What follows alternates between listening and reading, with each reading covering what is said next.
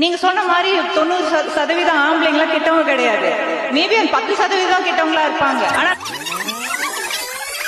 நம்ம அன்றாட வாழ்க்கையில எல்லா இடத்துலயுமே நம்ம பாதுகாப்போட விழிப்புணர்வோட தான் இருக்கணும். சமையல் ரூம்ல ஒரு காய்கறி நறுக்கிறோம், கை வெட்டிக்கோன்ற எச்சரிக்கை உணர்வோட தானே நறுக்கிறோம். ஒரு மனுஷனோட கேரக்டரா எனக்கு தெரியல, மிருகத்தோட வாழ்க்கை இவங்க சொல்றது. எனக்கு ஆபத்து வருதுன்னா எப்பயுமே ஒரு பிரெடேட்டரை பாத்துக்கிட்டு, ஒரு சிங்கம் காட்டுல இருக்குன்னா ஒரு மான் சேஃபா இருக்கணும் அப்படி சொல்ற மாதிரி நான் மனுஷியா வாழ விரும்புறேன் எப்பயுமே. அதாவது நீங்க இப்ப என்ன சொல்றீங்க, ஆபத்து வரும், நீ இப்படிதான் இருந்துக்கணும், நீ தான் பார்த்து நடந்துக்கணும். அது எவ்வளவு மென்டல் ஸ்ட்ரெஸ்.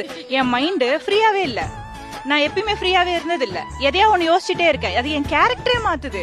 நீங்க சொன்ன மாதிரி 90% ஆம்பளைங்களா கெட்டவங்க கிடையாது. மேபி 10% கெட்டவங்களா இருப்பாங்க. ஆனா நாங்க மிச்சம் இருக்க எல்லாரையுமே நாங்க டவுட் பண்றோமே, அது எனக்கு கில்ட் ஆகுது. நான் காட்டில் வாழும் ஒரு மிருகம் அல்ல.